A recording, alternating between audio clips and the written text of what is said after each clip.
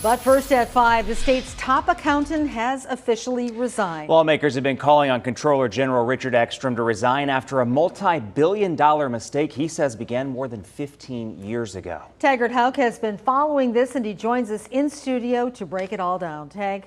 Good evening to you both. Lawmakers were planning to move forward with an impeachment inquiry. They found out this morning, though, that they will not have to. The belief now is that there will be a change to the overall position of Comptroller General.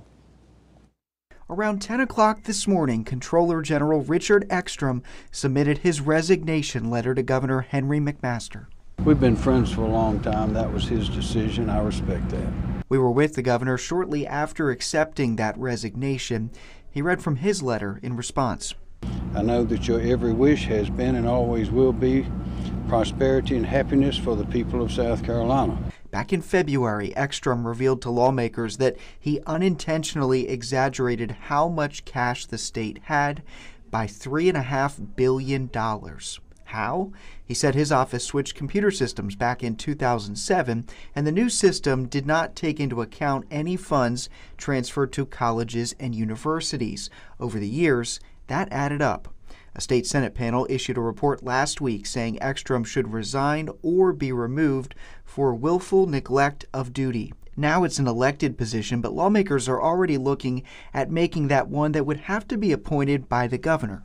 I think that restructuring would give greater confidence to the people of the state that they have a direct accountability for how the dollars are spent, and that the statewide office holder that's the most well-known, in this case being the governor, is ultimately accountable for how that office would conduct itself. A move McMaster indicated he would support. I think it's good to have someone who is responsible and accountable for these agencies, and that's the way those cabinet agencies of mine, that's the way it works. And Ekstrom's last day in office would be April 30th. We should note there is a belief right now among lawmakers that the replacement for Ekstrom would actually be one voted on by the General Assembly to serve the remainder of Ekstrom's term. Aaron.